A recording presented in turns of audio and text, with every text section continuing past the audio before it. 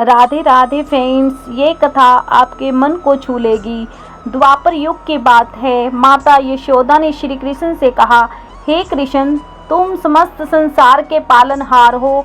आज मुझे कोई ऐसा व्रत बताइए जिसके करने से मृत्युलोक में स्त्रियों को विधवा होने का भय न रहे, जो सभी मनुष्यों की मनोकामना पूर्ण करने वाला हो। श्री कृष्ण कहने लगे कि हे माते, तुमने अत्यधिक सुंदर प्रश्न किया है। मैं तुम्हें ऐसे ही एक व्रत के विषय में विस्तार से बताता हूँ। सौभाग्य की प्राप्ति के लिए स्त्रियों को 32 पूर्णमासियों के व्रत करने चाहिए। इस व्रत से स्त्रियों को सौभाग्य और संपत्ति प्राप्त होती है। यह व्रत अचल सौभाग्य देने वाला है, भगवान शिव के प्रति भक्ति बढ़ाने वाला है। यशोदा जी कहती हैं कि हे कान्हा, सर्वप्रथम मृत्युलोक में यह व्रत किसने किया था? कृपा कर विस्तार पूर्वक बताए। श्री कृष्ण बोले, इस भूमंडल पर राजा चंद्रहास द्वारा पालित अनेक रत्नों से परिपूर्ण कांतिका नाम की एक नगरी थी। वहाँ धनवेश्वर नाम का एक ब्राह्मण रहता था। उसकी पत्नी अत्यधिक सुशील और रूपवती थी। दोनों उस नगर में प्रेम पूर्वक रहते थे। उनके घर में धन धान्य की कोई कमी न थी, परंतु उन्हें एक ही दुख था कि उन्हें कोई संतान न थी। एक दिन उस नगर में एक महान तेजस्वी योगी आया। वह योगी अन्य सभी घरों से भिक्षा लेता, परंतु उस ब्राह्मण के घर से भिक्षा नहीं मांगता था। एक दिन धनेश्वर ने योगी को गंगा किनारे भिक्षा मांगकर प्रेम पूर्वक भोजन करते हुए देखा। धनेश्वर योगी के पास गया और दुखी होकर बोला, महाराज, अन्य सभी घरों से भिक्षा लेते हो, परंतु मेरे घर कभी नहीं आते, इसका क्या कारण है? योगी ने कहा, ब्राह्मण, तुम्हारा अन्न ग्रहण करना मेरे धर्म के विरुद्ध है, क्योंकि तुम अभी निसंतान हो। जिस दिन तुम्हारे घर संतान होगी, मैं तुम्हारे यहाँ से भिक्षा जरूर स्वीकार कर लूँगा। निसंतान के घर से भिक्षा लेना मेरे पतित होने का भय है। यह सुनकर धनेश्वर अत्यधिक दुखी हुआ। योगी के चरणों में गिरकर संतान प्राप्ति का उपाय पूछने लगा। योगी ने उसे माँ चंडी की आराधना करने की सलाह दी।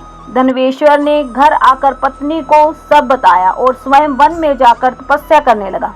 माँ चंडी ने 16वें दिन उसे स्वप्न में दर्शन दिया और कहा कि हे पुत्र, तेरे पुत्र तो होगा, परंतु उसकी आयु केवल 16 वर्ष ही होगी।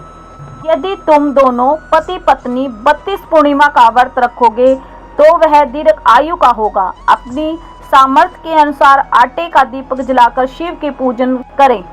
कल सुबह तुम्हें यहाँ एक आम का वृक्ष दिखेगा, उस पर चढ़कर एक फल तोड़ लेना और उसे अपनी पत्नी को खिला देना। धनेश्वर ने वैसे ही किया। भगवान गणेश की स्तुति कर उसे फल तोड़ा और पत्नी को खिला दिया।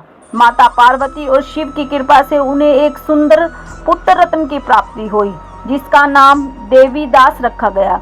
देवीदास धीरे धीरे बड़ा होने लगा और अत्यधिक सुंदर, सुशील और विद्या में निपुण था। माता ने नियम अनुसार 32 पूर्णिमा का व्रत प्रारंभ किया। जब देवदास 16 वर्ष में प्रवेश कर रहा था तो माता पिता को उसकी आयु की चिंता सताने लगी। उन्होंने देवीदास को उसके मामा के साथ काशी पढ़ने के लिए भेज दिया। मार्ग में एक गांव में रुके और वहां एक ब्राह्मण कन्या का विवाह होने वाला था। जिस वर से विवाह होना था वह अचानक बीमार पड़ गया। वर के पिता ने देवदास को देखा, उसके मामा से आग्रह किया कि तुम कुछ समय के लिए देवदास को वर बना दीजिए ताकि लगन का कार्य संपन्न हो। मामा के मान जाने के बाद देवदास का विवाह उस कन्या के साथ हो गया। विवाह के पश्चात देवदास उदास था। जब पत्नी ने कारण पूछा तो उसने अपनी पत्नी को अल्पायु की बात बता दी। कन्या ने कहा, स्वामी, आप ही मेरे स्वामी हो, मैं किसी अन्य का वर्णन नहीं करूंगी। जाते समय देवदास ने अपनी पत्नी को एक अंगूठी और रुमाल दिया। उसने कहा कि हे प्रिय, मेरे जीवन और मृत्यु का संकेत जानने के लिए एक पुष्प वाटिका बना लो। जब तक यह वाटिका हरी भरी रहेगी मैं जीवित रहूंगा।